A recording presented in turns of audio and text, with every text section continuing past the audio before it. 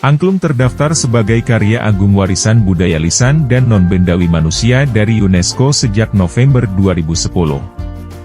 Dan pada tanggal 16 November 2022, mesin pencari terbesar, Google memajang angklung di laman depan situs sebagai Google Doodle untuk merayakan Hari Angklung Sedunia. Halo, selamat datang di channelnya Smart Hill Camp. Mari kita ungkap sejarah Nusantara yang belum banyak orang lain tahu. Dan kali ini kita akan membahas sejarah angklung yang ada di Jawa Barat. Mari kita pecahkan bersama-sama.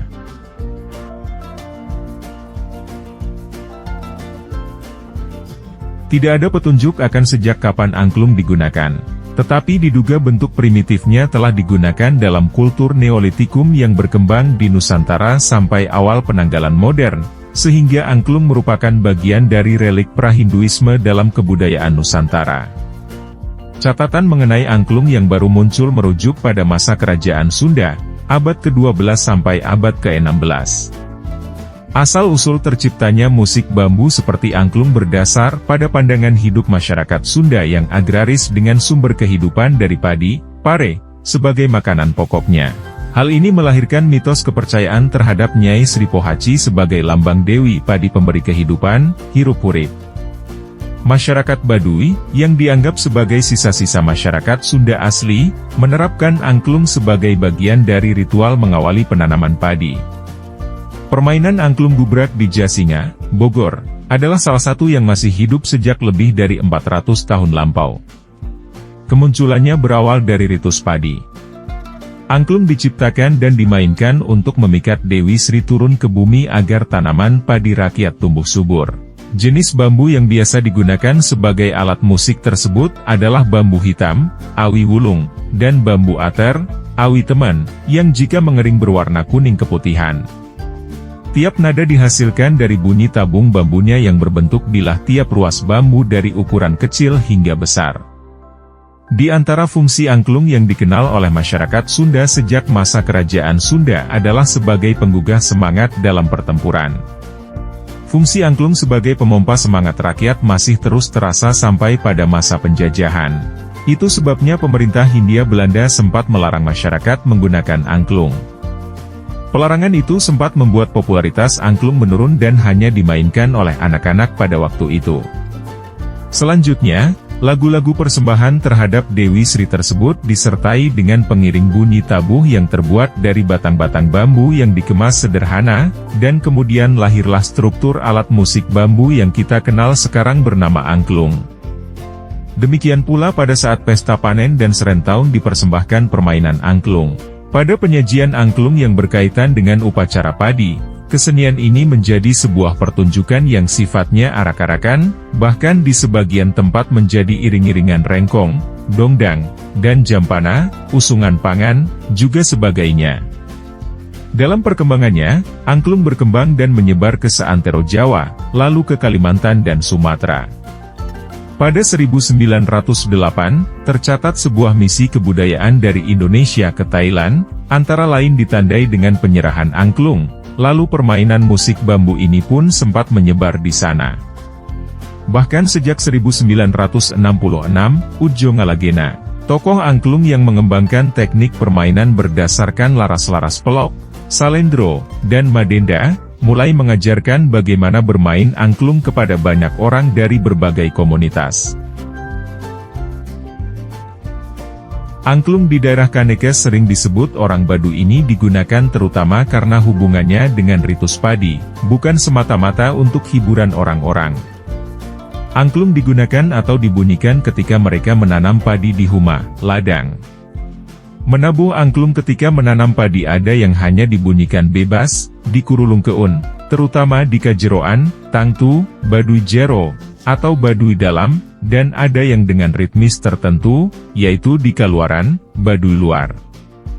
Meski demikian, masih bisa ditampilkan di luar ritus padi tetapi tetap mempunyai aturan. Misalnya hanya boleh ditabuh hingga masa ngubaran pare, mengobati padi, sekitar 3 bulan dari sejak ditanamnya padi. Setelah itu, selama 6 bulan berikutnya semua kesenian tidak boleh dimainkan, dan boleh dimainkan lagi pada musim menanam padi berikutnya.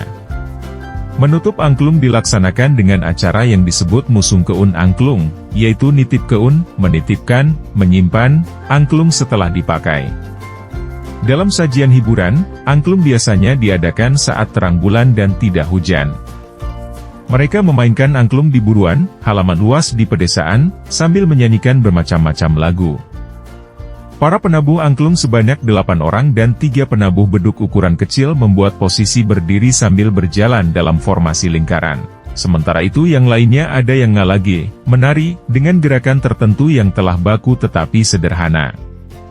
Semuanya dilakukan hanya oleh laki-laki. Hal ini berbeda dengan masyarakat Dadu Dalam, mereka dibatasi oleh adat dengan berbagai aturan pamali, pantangan, tabu, tidak boleh melakukan hal-hal kesenangan duniawi yang berlebihan. Kesenian semata-mata dilakukan untuk keperluan ritual. Dalam kaitannya dengan penyebaran budaya, praktik program budaya antar negara yang berbeda dapat menjadi bahan ampuh untuk melawan stereotip dan persepsi negatif. Pertunjukan dan seni visual pun punya kekuatan tersendiri. Dengan cara tersebut, seni dan musik sebagai alat diplomasi budaya dengan soft power merupakan bentuk social healing, yang menjadi cara damai untuk menyembuhkan penyakit sosial, yang asalnya dari kurangnya komunikasi dan kesalahpahaman. Dengan penjelasan tersebut, dapat dipahami bahwa perkembangan angklung Indonesia dapat dieksplorasi dan cocok untuk tujuan diplomasi budaya. Hal utama yang berkaitan dengan suara dari alat musik angklung ialah tabung bambunya. Kita hanya perlu menggoyangkan angklung untuk memainkannya karena goyangan dari kita akan menimbulkan nada. Tabung bambu akan dipukul dan menghasilkan suara saat seseorang mengguncang instrumen ini. Saat angklung diguncangkan secara terus-menerus, kesan tabung bambu yang dipukul tak akan cepat-cepat hilang. Pada angklung yang diameternya lebih besar, atau seperti alat musik bambu lain yang tabungnya dipukul, kesan pukulannya akan hilang seolah bambu ditiup seperti seruling. Aspek lain yang mempengaruhi karakter pukulan ini pun dipengaruhi oleh bambu itu sendiri. Tak seperti kayu yang kuat, bambu tergolong ringan. Pengaruh bahan ini ialah pada resonansi suara yang biasa mempengaruhi karakter alat musik bambu. Suara yang dihasilkan pun akan jadi rindang, ringan, dan indah meski terkadang bambu tersebut berdiameter besar. Terdapat beberapa prinsip teknik memainkan lagu yang diaransemen dan dibawakan dengan alat musik angklung. Misalnya, teknik goyang sering dipakai untuk mengekspresikan melodi utama lagu karena ciri khas angklung yang unik. Dalam suatu pertunjukan musik, ciri-ciri alat musik ini juga tergantung pada bentuk aransemen, jenis lagu, dan lainnya. Angklung pun tidak bisa berdiri sendiri sebagai alat musik tunggal, utamanya karena hanya menghasilkan satu nada tunggal yang sama. Memang, angklung pada punya 2 tabung, tapi nadanya juga tetap sama. Bedanya, satu tabung lainnya menghasilkan nada 1 oktav lebih tinggi. Uniknya, pada angklung jenis pengiring, terdapat 3-4 tabung yang menghasilkan akord dalam satu angklung. Saat angklung dimainkan secara ansambel atau beregu, sifatnya sama seperti tanaman bambu yang tak pernah berdiri sendiri dan akan selalu tumbuh berkelompok. Indah dan solid. Negara tercinta kita, Indonesia, memang memiliki berbagai budaya, termasuk alat musik khas daerah. Salah satunya, ialah angklung yang merupakan alat musik daerah yang populer sejak dulu. Makin kesini, kesenian ini pun membuat budaya daerah jadi makin kaya. Alat musik yang satu ini pun sudah mendunia dan tak hanya menjadi kekayaan daerah semata. Angklung sudah diakui oleh UNESCO dalam Representative List of the Intangible Cultural Heritage of Humanity sebagai warisan budaya dunia. Prestasi lain dari angklung hingga saat ini, yakni tercatat dalam Guinness Book of World pada 2011. Oleh karena permainan angklung bersama yang dilakukan di Washington, Amerika Serikat, penghargaan ini pun diberikan. Menariknya, alat musik angklung saat itu membawakan salah satu lagu milik penyanyi legendaris Michael Jackson, yakni We Are the World, yang permainannya dipimpin oleh pendiri Saung Angklung Ujo, Daeng Ujo.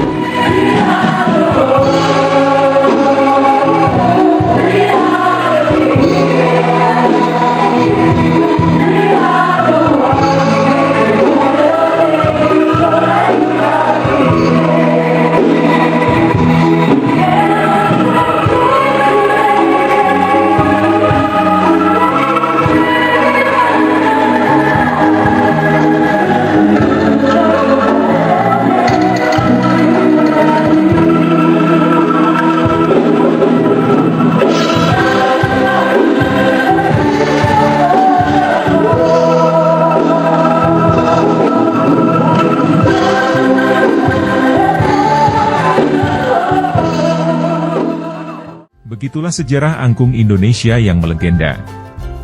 Mari kita lestarikan kembali alat musik Nusantara agar musik Nusantara semakin di depan di mata dunia. Jika kalian suka dengan video ini, jangan lupa like, komen, dan subscribe. Aktifkan juga lonceng notifikasinya agar tidak ketinggalan video seru dan menarik di channelnya Smart Hill Camp. Mimin dari Smart Hill Camp pamit undur diri. Sampai jumpa di sejarah Nusantara berikutnya.